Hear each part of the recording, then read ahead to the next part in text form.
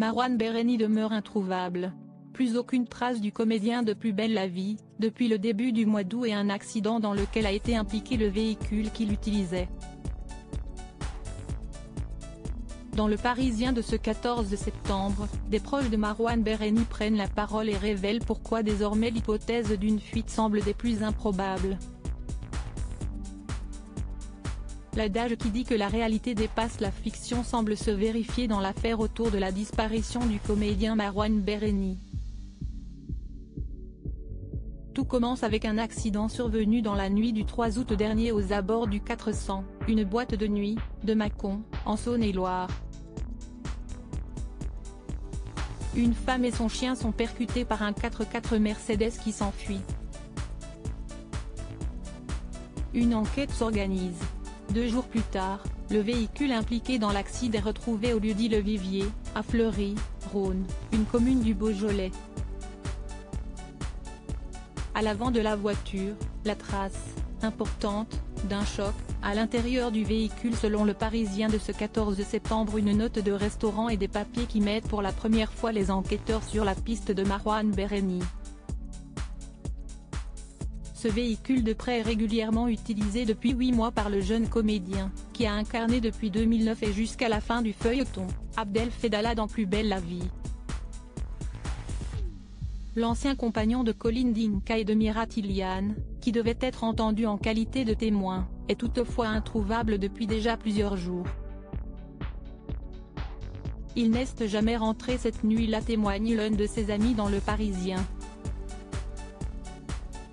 Le lendemain soir il n'était pas non plus à une fête où il était attendu. On a essayé de l'appeler, son téléphone était sur répondeur. Rien ne colle dans cette histoire si ses amis se sont d'abord accrochés à l'idée que le comédien pris de panique s'était mis au vert, plus personne ne croit désormais à cette hypothèse. Au bout de quelques jours, il aurait repris ses esprits et aurait assumé. Ce n'est pas quelqu'un qui se dérobe. Et puis où serait-il allé, et comment? Tout le monde connaît son visage. On est tous sidérés, si est incompréhensible, déclare un de ses amis dans les colonnes du quotidien. Il y a 15 jours, je lui aurais bien collé une patate. Mais s'il revient demain, j'aurais juste envie de le prendre dans mes bras, ose un autre. Le comédien qui avait pris un coup sur la tête avec l'arrêt de Plus belle la vie avait retrouvé une dynamique positive et plusieurs projets étaient en train de tomber, assure l'un d'eux.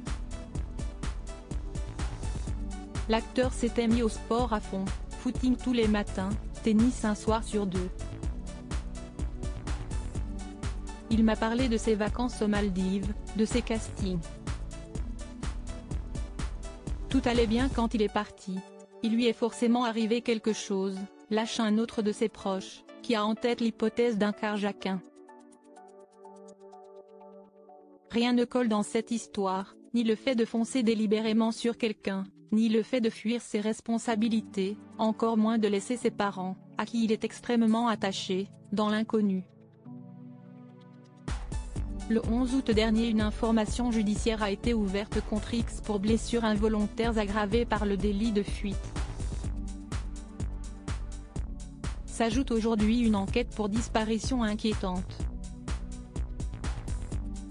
La nouvelle procureure de Mâcon Anne-Lise Furstos rappelle fermement si est la seule qui concerne nommément M.